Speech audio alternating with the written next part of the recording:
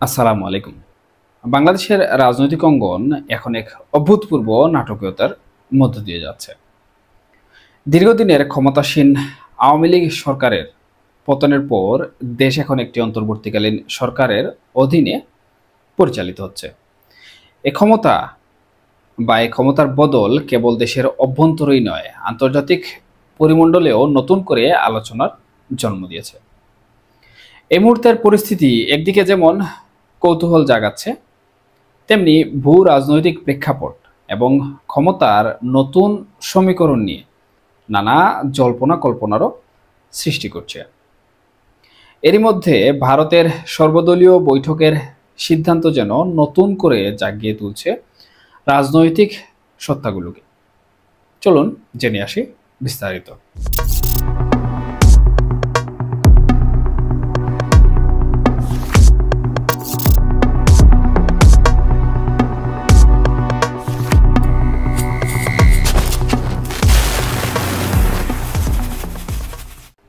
চলমান রাজনৈতিক অস্থিরতার মধ্যেই আমরা একটি সম্ভাব্য উচ্চ পর্যায়ের বৈঠকের গুঞ্জন শুনতে পাচ্ছি, যা আমাদের প্রতিবেশী বৃহৎ শক্তির উদ্যোগে হতে যাচ্ছে।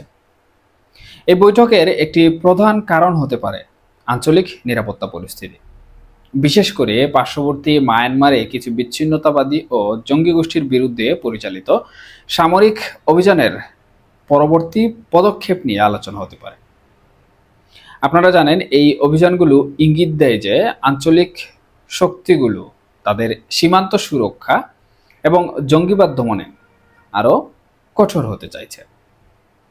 এসব অভিযান কেবল স্থানীয় নিরাপত্তা নিশ্চিত করে না, বরং আন্তর্জাতিক অঙ্গনেও একটি সুস্পষ্ট বার্তা দেয়।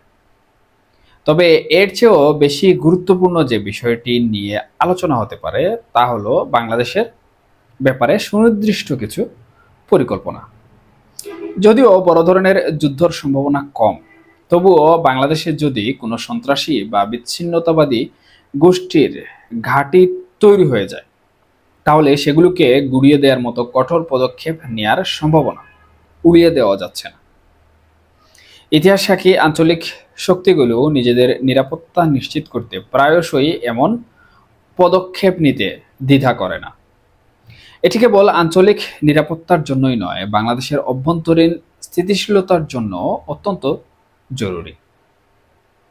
এই আলোচনাকে নিছকই একটি সামরিক কৌশল হিসাবে দেখা হচ্ছে না, বরং এটি বৃহৎ ভূ রাজনৈতিক উন্নয়নের অংশ হিসাবে বিবেচিত হচ্ছে, যেখানে বাংলাদেশ এবং মায়ানমার অঞ্চল বিশেষভাবে গুরুত্ব পাচ্ছে। এই অঞ্চলের স্থিতিশীলতা বৈশ্বিক পরাশক্তিগুলোর জন্য অপরিহার্য।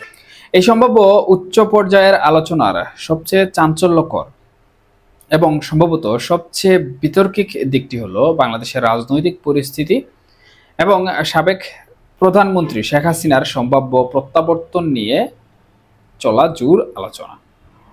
এমন গুঞ্জন শোনা যাচ্ছে যে এই বৈঠকটি ওই সাবেক প্রধানমন্ত্রীকে বাংলাদেশে ফিরিয়ে নিয়ে যাওয়ার বিষয়ে আলোচনার জন্য হতে পারে।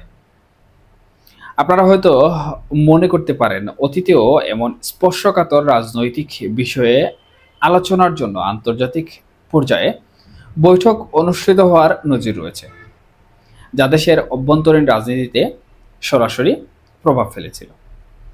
এই মুহূর্তে সবচেয়ে বড় যে পরিবর্তনটি এসেছে তা হলো আন্তর্জাতিক সমর্থন।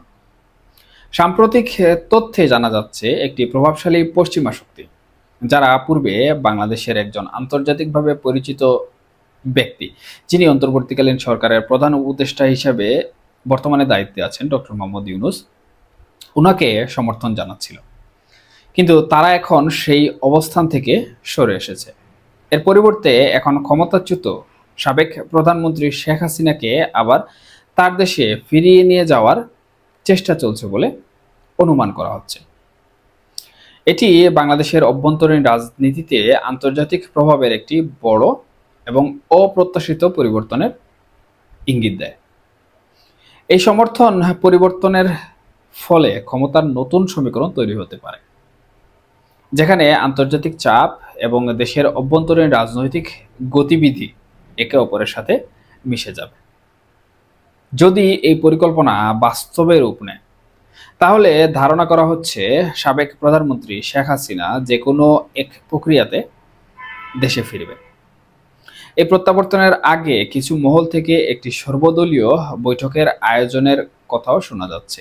এই বৈঠকে সাবেক প্রধানমন্ত্রীকে কিভাবে বাংলাদেশে ফেরত নেওয়া হবে বা ভারত কিভাবে ফেরত পাঠাবে এবং দেশের সামরিক বাহিনীর সাথে প্রতিবেশী দেশের সামরিক বাহিনীর যোগাযোগের বিষয়গুলো নিয়েও আলোচনা হতে পারে। এটি নিঃসন্দেহে একটি অত্যন্ত সংবেদনশীল এবং কৌশলগত পদক্ষেপের ইঙ্গিত দেয়, যা দেশের সার্বভৌমত্ব, নিরাপত্তা এবং সামরিক বাহিনীর ভূমিকা নিয়ে গুরুত্বপূর্ণ প্রশ্ন তৈরি করতে পারে।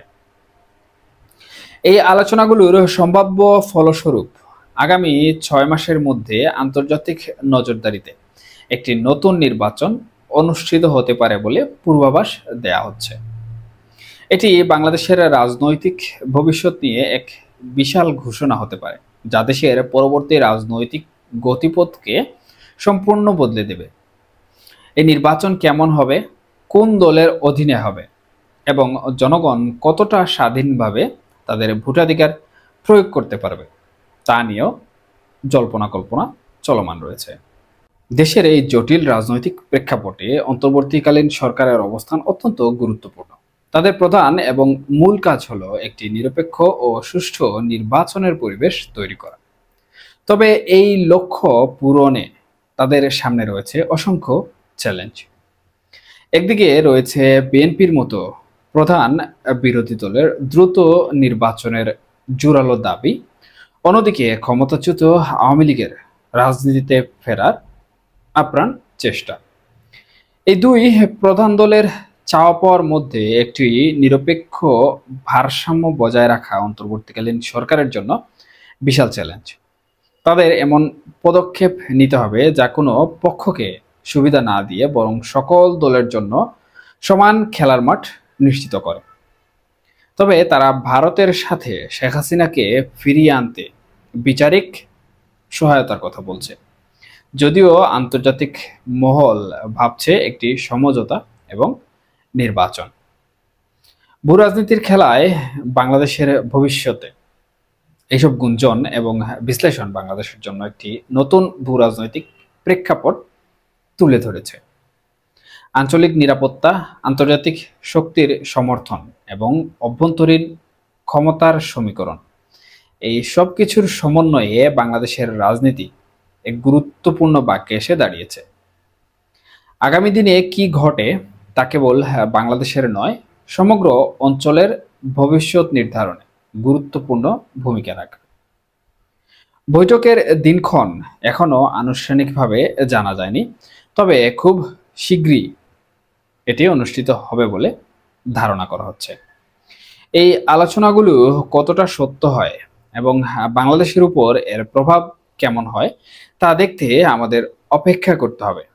তবে একটি বিষয় পরিষ্কার, বাংলাদেশের রাজনীতিতে আন্তর্জাতিক শক্তির প্রভাব আগামী দিনে আরও স্পষ্ট হয়ে উঠবে এবং দেশের ভবিষ্যৎ রাজনৈতিক স্থিতিশীলতা অনেকাংশে এর উপরই নির্ভর করবে।